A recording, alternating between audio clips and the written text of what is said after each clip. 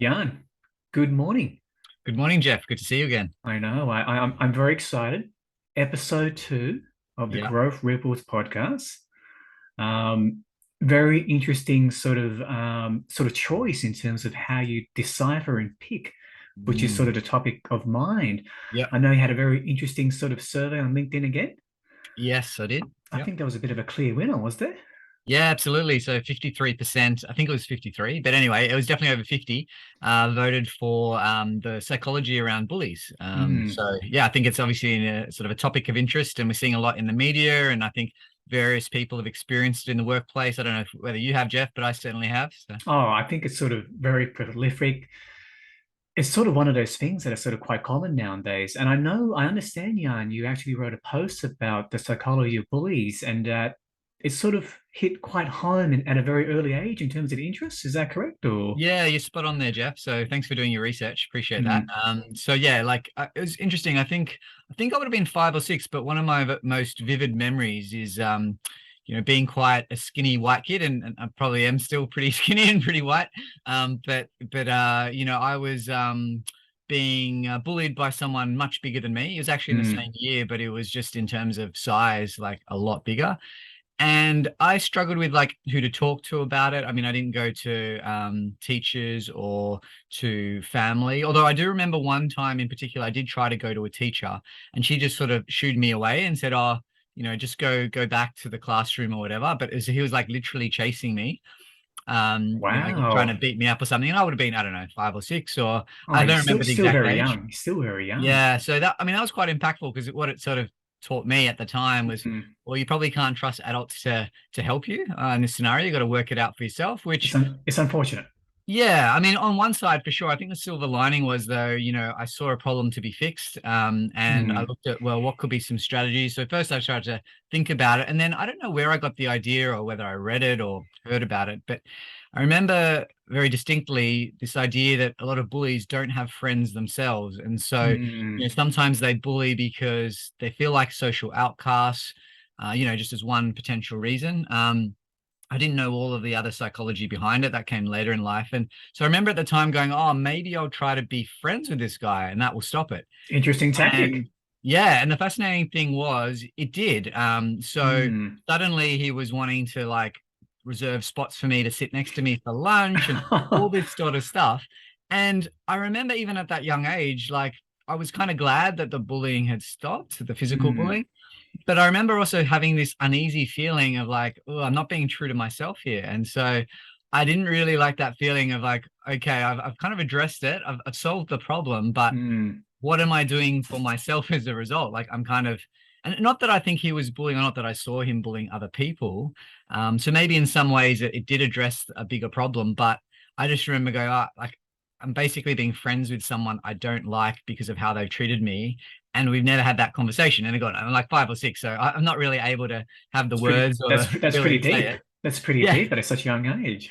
Well, yeah, I mean, I think it would have been even deeper and more unrealistic had I been able to actually have the conversation that would needed to happen. But that really needed to happen from an adult, and it really wasn't because maybe lack of awareness and Mm, looking back, I'm sure my parents would have helped had I asked. But I think the thing was, I kind of figured I was sort of on my own and I had to work it out on my own. So I kind of mm. did, and then I remember when that uneasy feeling, and then for whatever reason his parents moved him from that school. So I can't remember if he moved out of Sydney, or but for whatever reason he left the school, and so that was a relief for me, kind of feeling like I Despite dodged a you bullet. making friends in a way, like Yeah, yeah. it seemed as though you sort of turned it around in a way, no? Or was it getting back to what you're saying about you weren't true to yourself in terms of, Yeah, well, I never, well, not that I mean, it's going back so long now, but I don't mm, ever remember a conversation me saying, look, I don't want to be a friend anymore. All I remember is we sort of became friends. I wasn't happy about that, uneasy about it. And then he left the school. So it was kind of done and dusted in a way. mm, But then throughout, I remember in high school, I observed, and I was kind of fortunate. So still white and skinny, but I had quite a growth spurt. So when I was 13 or 14, I was actually one of the tallest kids in my year. mm. I'm now about I went opposite, by the way. I was a start shrinking. giant. I was a giant in primary school, then Yeah. everyone else just went in high school. Yeah, yeah, yeah. I was probably one of the ones that went whoomp like that.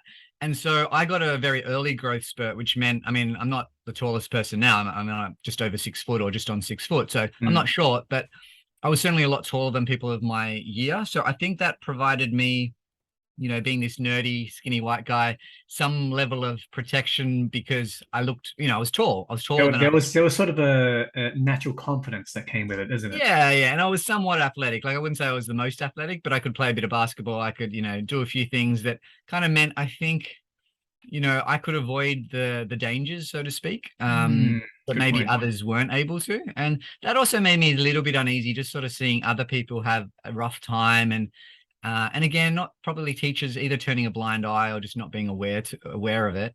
And so we had to learn. I mean, it was a pretty rough school, to be honest. Like, the point where we sometimes saw people get stabbed or punched after school, Wow. basically, what do you call it? Sort of like almost battles, if you like, at the School bus stop, the schoolyard, school or bus yeah, just after, it's yeah, just after school. That was the worst. So you needed to have a level of street smart in that school. And my friends and I were all pretty nerdy and focused on doing well at school.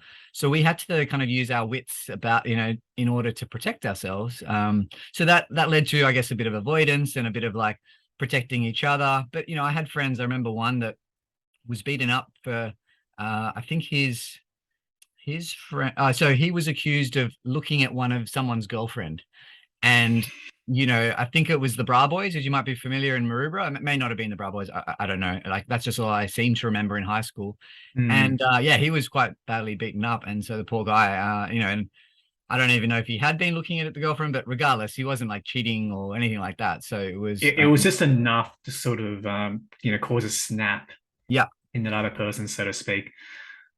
absolutely. So you had to be very mindful. And then I guess, when I moved into the workplace, university, I didn't really see much bullying at all, but it was interesting going to university. I think kind of naive, sort of, done very well. Starry eyes, open thoughts, no Yeah, thinking expectations. it's going to be like university. And I think, also talking to a lot of my female friends in a similar but somewhat separate sort of conversation is like I think a lot of young women go from university where there's a lot more equality and equity Mm, around this, and then suddenly they go into the workforce, and some workplaces are still acting like it's the 1950s. Like it's the women's who kind of get the coffees and what have you, or it's the women that do the low level work, which can be quite a slap in the face, for me as someone who's observant to that, but I'm sure even much more to someone who actually is female or, maybe comes from a less dominant minority. And I say less dominant minority because I'm very aware that as a white male, I'm actually in the minority,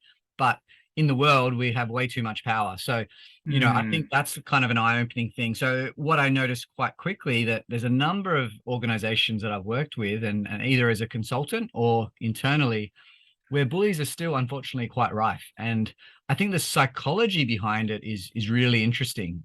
So that's where mm. at university I studied quite a bit of psychology. I even remember doing the HSC and being more interested in reading psychology textbooks than studying for my maths or my English exams. And so it became quite clear to me very early that, yeah, I want to do something with psychology. And I guess that's how I ended up getting into HR rather than maybe be a Mm. full-on psychologist. It's interesting what you said about the transition from university to the workplace.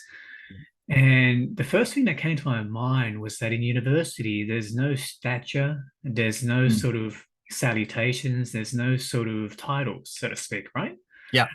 It's very much, we're doing a Bachelor of Law, Bachelor of Arts, for example, and it's sort of quite equal, isn't it? Everyone's doing the same thing. Yeah, unless you're doing maybe your master's and PhD. And then sometimes, but although actually one thing I would say about that, I Mm, did notice going to Sydney Uni, there was a number of, I went to a public school, but there was a number of private school, kids, I'll say that, I'll talk to them about, why they're doing the degree they're doing. And often I say, oh, look, I'm doing arts because I really wanted to go to Sydney because all my mates from X private school or Y private school are here, and I'd rather be with my mates than have to go to a fair worse enough. uni and do actually a degree that I'm more interested in, which I just found a bit bamboozling, to be honest, because here I was doing a degree and I went to Sydney because they were quite flexible on a commerce degree being allowing me to do psychology as well as HR, whereas New South, which was a lot closer for me, at least at the time, it may have changed, but they Mm, weren't very flexible on that. So I picked the uni more about what I could study, not about proximity, and most of my friends actually went to New South because it was closer. But I picked Sydney because of the degree. So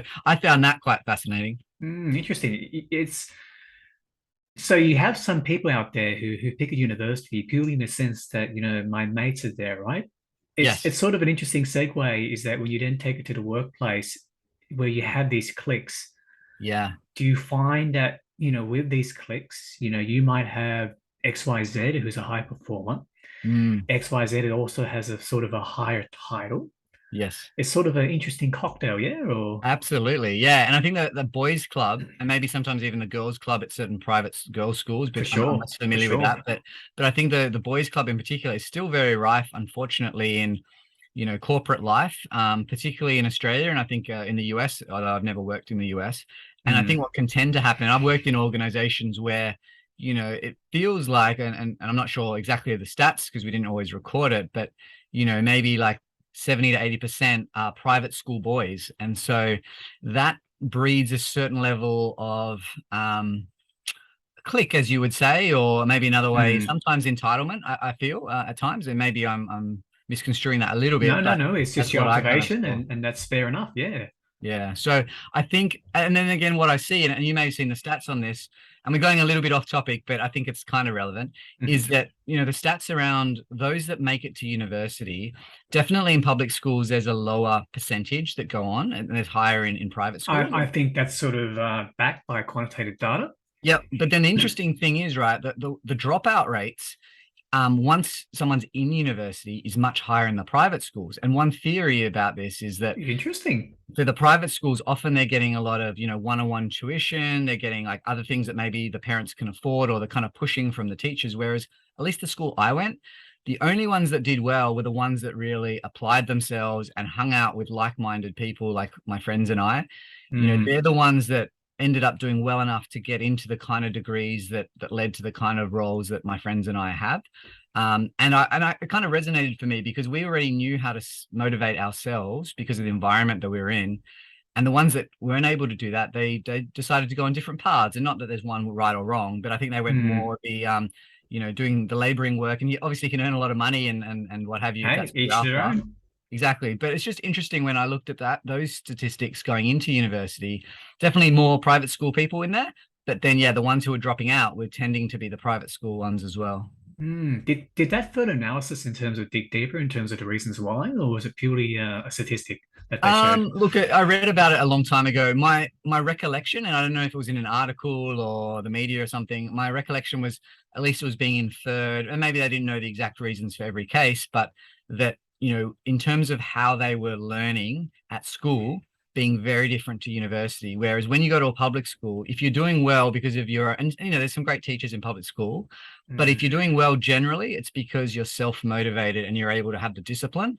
Whereas I think in private schools, I mean, I've never been to one, but my sense speaking to people from these schools is that they tend to really handhold and make sure that they're getting pushed every step of the way. And parents are often paying lots of money, so there's this pressure to always perform. But when you go to university, there's parties, there's like, you don't have to go to lectures if you don't want to. Shoots, you might have to go to a fair few, but mm, ultimately it's up to you how much you apply yourself. So what I noticed just anecdotally, was that people were not taking it as seriously, more so in the private school area. Now, of course, there's exceptions, but the ones who were from the public schools, I could see they were still having a strong work ethic. I'm sure there's exceptions, but they were really working hard to make sure that they were actually doing well at university and probably still working on the side as well. Like I had about I don't know, 5 different jobs over my university degree, because I was also trying to make sure I was supporting myself and giving a bit of money to my mother and that sort of stuff.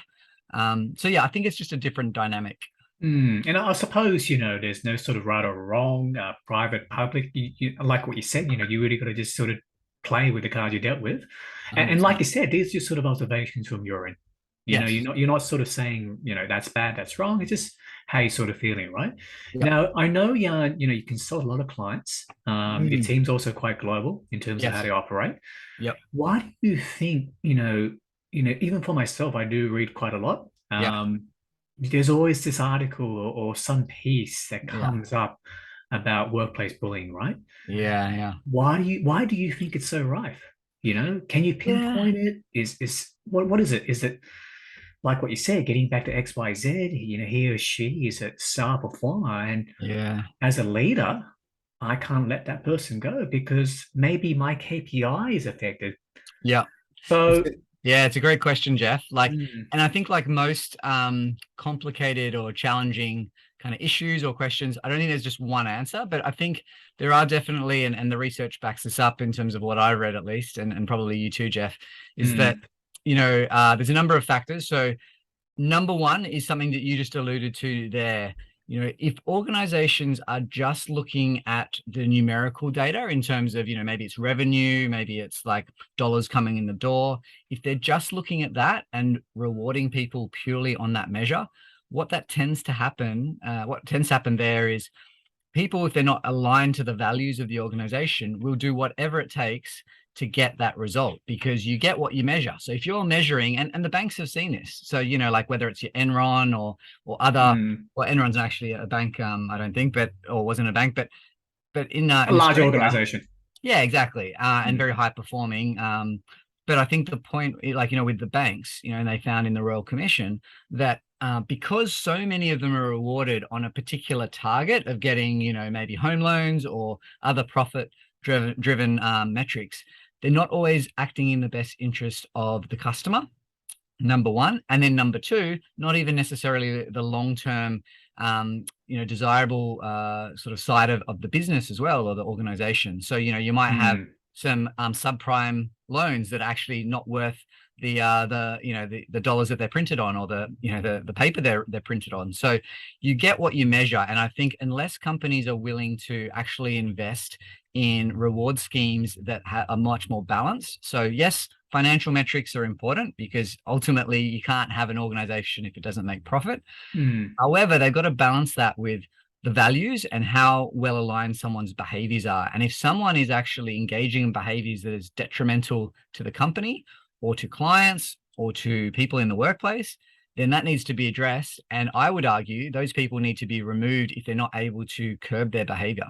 And mm. that's what I think is enabling, unfortunately, a lot of bullying, even today in 2022, when we have made lots of big inroads and adjustments, but there's still, in my experience, a long way to go because ultimately a lot of these systems and structures and leadership teams, they've been set up in such a way that that's how the game is played. So unless they're willing to change the game and disrupt themselves, like when we're talking about consulting and consulting firms disrupting their own model, I Mm. think unless there's some external pressure from customers, from It's not government, gonna, it's not gonna regulators, happen. not going to do it. Yeah, because it's so profitable. Again, like, and I know I talk about this example a lot, but in consulting with Ernest and Young, there's that whole investigation, and I'll say it again, it's not just Ernest and Young's problem; it's a problem of the system of consulting, where we have someone that is allegedly to have been bullied, and there's racial Mm. bullying that apparently happened, and that person chose to take their life over I guess trusting the organization to do something about it. Now, of course, there's an ongoing investigation, and I don't know all the details. Hopefully, that will come to light.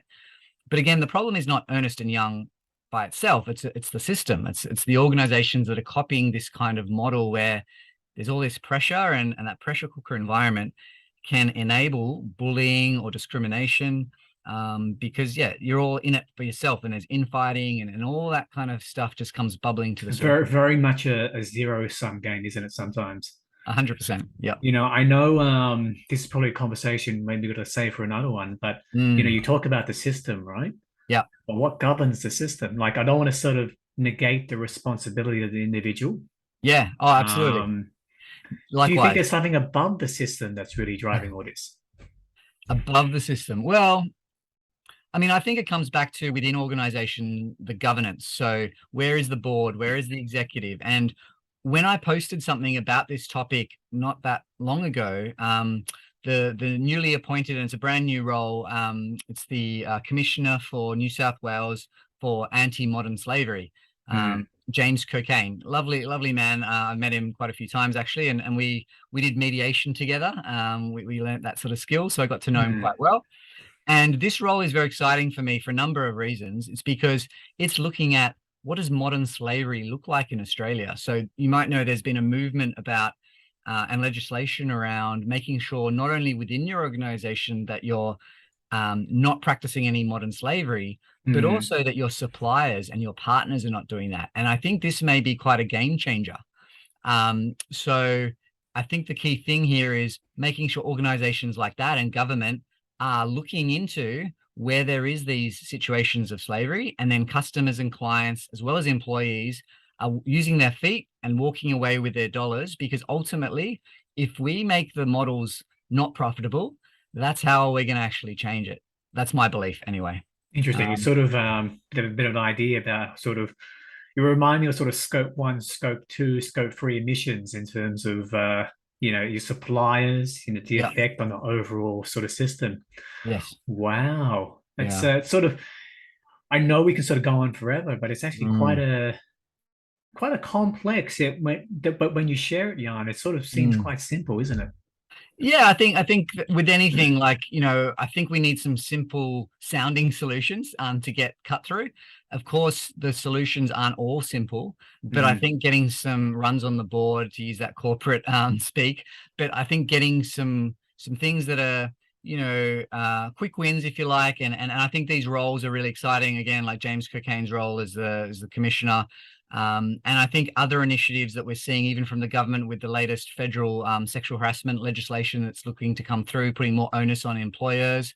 So Okay, that's I'm interesting. buoyed by the fact that, yeah, there is more happening both at a grassroots level and also at a government level, which, as long as they give the regulatory bodies enough teeth to actually have change and have impact, and then we can change how profitable these inequitable systems are, then I think we've got a chance at making it better. So, I don't think, in our lifetime, Jeff, like, it will eradicate it, but I'm Mm. still going to keep pushing for it. And I would love my son to grow up and be in organizations where this just doesn't happen. It's like something that they read about in history textbooks, like, oh, can you believe in 2022 these things happen?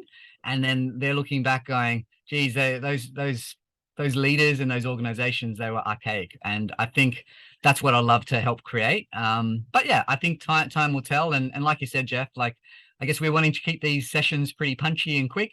So I think there's a few other topics we can talk about in our next podcast. But yeah, Yeah, I've definitely. And I always think enjoyed the chat with you, Jeff. So thank you. and just to say to our audience, like I know Yanni, I believe it's on YouTube right now. Feel Yes, free for the whole audience to sort of come out and share their comments about, what do you want to absolutely. see, anything that we can sort of further cover. But Jan, episode two of the Yep. Growth Ripples podcast. Fantastic. Thank you, Jeff. Always a pleasure. My pleasure.